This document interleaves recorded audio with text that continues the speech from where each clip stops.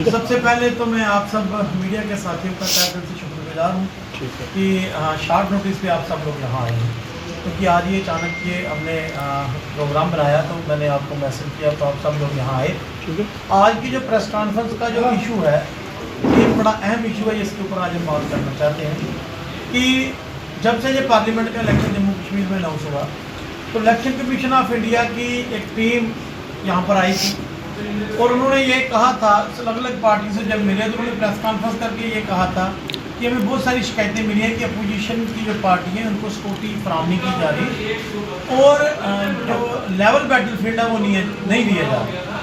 तो election commission ने ये बात कही थी कि ऐसा इस इलेक्शन में नहीं होगा। तो बड़े दुख के साथ कहना पड़ता है कि बात वहाँ की वहाँ ही।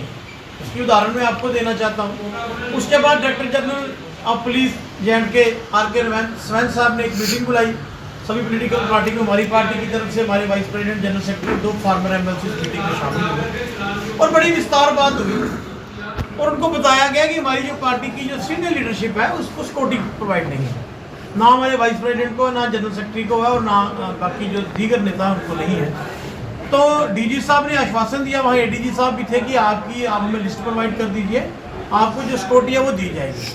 लेकिन आधा इलेक्शन हो चुका है, बड़े दुख के साथ कहना पड़ता है कि PDP के नेताओं को इसमें सिक्योरिटी नहीं दी जा रही। मैं जिस तरह पार्टी की अगर बात करूं कि रजौरी पुंछ में कैंपेन चल रही है, क्योंकि आजकल तो मिलिटेंसी रजौरी पुंछ में भी काफ़ी हो चुकी है, जिसके मिलिटेंसी इंसिडेंट आपके सामने है। तो हमारी पार्टी के सीनियर लीडर तकरीबन उस प्रचार में है मैडम के साथ। हमारी पार्टी के वाइस प्रेसिडेंट है चौधरी अब्दुल हमीद साहब, वो पिछले 10 दिन से रजौरी पुंछ में अभी भी रजौरी पुंछ में कैंपेन कर रहे हैं, उनको पास एक PSO नहीं है। ना ही हमारी पार्टी के जनरल सेक्रेटरी जो है अमरीक सिंह रीन जी, वो वहाँ कैंपेन करके वापस आ चुके हैं, उनको भी कोई PSO नहीं है। मैं पार्टी का स्पोक्स पर्सन हूँ और मैं पिछले 15 दिन से कैंपेन पे था अनंतनाग के उन गाँव में गया जहाँ मिलिटेंसी है, जहाँ हालात खराब है। जब बिजवाड़ा का वाक़या हुआ तो उसके 10 दिन पहले मैं वहाँ से निकला था।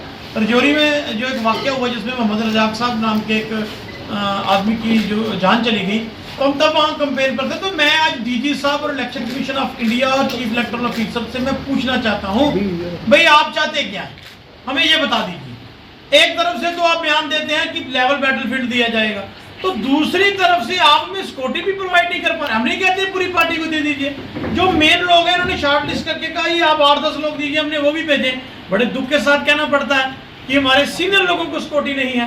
एक तरफ से हालात आप खुद कह रहे हैं कि ठीक नहीं, रजौरी में इंसिडेंट हुआ है, बिजबेड़ा में इंसिडेंट हुआ है, हम तब लोग रजौरी में थे जब रजौरी में इंसिडेंट हुआ, हम सब लोग वहाँ थे। मैं 18 दिन खुद रहा, हमारे पास कोई PSO नहीं है। तो मैं इस सरकार से पूछना चाहता हूँ ये कहाँ है आपका लेवल, जो बैटल लेवल फील्ड आप कहते थे। DG साहब आप मीटिंगें बुला रहे हैं, आप बात कर रहे हैं, लेकिन क्यों है, क्या परेशानी है कि आपने भारतीय जनता पार्टी के वार्ड प्रेसिडेंट को भी PSO दिया है जम्मू शहर में। आपने भारतीय जनता पार्टी के शायद वार्ड प्रेसिडेंट भी नहीं है उनको PSO दिया है, लेकिन हमारी पार्टी के जो स्टार कैंपेनर की लिस्ट आपने बुला कर रखी है, आप हमें सिक्योरिटी देना नहीं चाहते। जब तो आप साफ कह दें भी आप कैंपेन ना करें क्योंकि हमें कोई इंस्ट्रक्शन है। तो अगर आप कानून को मानते हो, संविधान की बात अगर करते हो, इक्वलिटी की बात अगर करते हो, तो मैं समझता हूं कि आज chief electoral officer Jammu Kashmir की क्रेडिबिलिटी का सवाल। आज DG साहब, आज हम आपके पास गुहार लगाना चाहते हैं कि आप इतनी मीटिंग कर रहे हो। सबसे बड़ी बात, आपके दफ्तर से हमें फोन करते हैं, मेल पर मेल करते हैं, कहते हैं जी लिस्ट दे दीजिए। भाई हम 15 दिन से आपको लिस्ट प्रोवाइड कर रहे हैं, तो क्या वजह है कि आप हमारी PDP के सीनियर लीडरों को सिक्योरिटी नहीं देना चाहते। इससे हमें एक शंका पैदा होती है कि यहाँ ये सरकार की मर्जी है कि वो ये चाहती है कि हम कैंपेन ना कर सके, हम लोगों के पास ना जा सके। आज वजह क्या है कि पार्टियां इलेक्शन रेफर करने के लिए जाना चाहती है, सरकार इलेक्शन रेफर करने के लिए चिट्ठी पत्र लिखना चाहती है, लेकिन जो इलेक्शन की कैंपेन में आप उनको सिक्योरिटी नहीं देना चाहते। तो मैं समझता हूँ कि ये डेमोक्रेटिक सेटअप के लिए भी अच्छी बात नहीं कि आप लोकतंत्र की बात आप करते हैं। आपने लोकतंत्र का मजाक उड़ा दिया है, अपोजिशन के लोगों के पास सिक्योरिटी नहीं है। हम हर एक फील्ड में हमारे साथ गलत किया जा रहा है और सिक्योरिटी एक मजबूरी है। हम कोई स्टेटस सिंबल के लिए नहीं कहते, हमने 5 साल नहीं कहा हमें सिक्योरिटी दे दीजिए। आज सिक्योरिटी एक मजबूरी बन चुकी है, क्योंकि जो BJP की पॉलिसियां बनी, जिस तरह से कश्मीर से मिलिटेंसी रजौरी पुंछ में इम्पोर्ट हो गई है, तो हमने रजौरी पुंछ में मैडम जी का परसों से टूर वहाँ पर दोबारा रोड शो का शुरू हो रहा है। हमारे नेता अभी भी वहाँ है, हमारे वाइस प्रेसिडेंट, हमारे जनरल सेक्रेटरी वहाँ आज भी पीर पंचाल में कैंपेन कर रहे हैं, लेकिन बिना PSO के। तो मैं ये आज सरकार से पूछना चाहता हूँ, सबसे पहले मेरा सवाल chief electoral officer Jammu Kashmir बोले साहब आपसे है भी आप में बताइए हम किसके पास गुहार लगाने के लिए जाए? आपने कहा था लेवल बैटलफील्ड होगा, तो लेवल बैटलफील्ड नहीं है। और दूसरा डीजी स्वैन साहब, वही हमारे डायरेक्टर जनरल ऑफ पुलिस है, हम उनके पास गुहार लगा रहे हैं। अभी आपने मीटिंगें की हैं, हमें बुलाया, अगर आपने लिस्ट ली है, आप हमारे सीनियर लोगों को पीएसओ प्रोवाइड जल्द से जल्द कीजिए। हमारी जान माल की सुरक्षा आपकी है।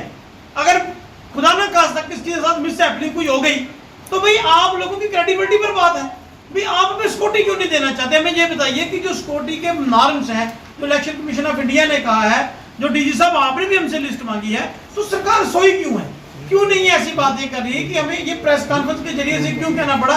क्योंकि मैं पिछले 6 दिन से पूरी पंचाल में था, एक गांव में हम गए हैं और वहां पर प्रॉब्लम है। उससे पहले 10-12 दिन मैं डिस्ट्रिक्ट अनंतनाग में हम घूम के आए, मैं हर एक गाँव में जा रहा हूँ।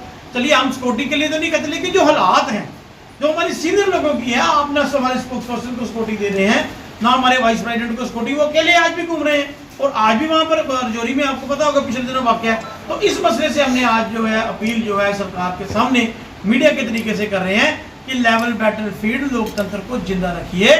लोकतंत्र को जिंदा रखने के लिए हर एक पॉलिटिकल पार्टी के नुमाइंदे को आप पीएसओ दीजिए। एक पार्टी की आप वार्ड प्रेसिडेंट को देना चाहते हो और दूसरी पार्टी के स्टेट के वाइस प्रेसिडेंट को नहीं देना चाहते, तो इससे ये जो क्रेडिबिलिटी के ऊपर क्वेश्चन मार्क है वो इलेक्टोरल ऑफिसर और डीजीपी सब आप पर लग रहा है। तो हमारी आपसे गुहार है कि इस मसले को जल्द से जल्द हल कीजिए।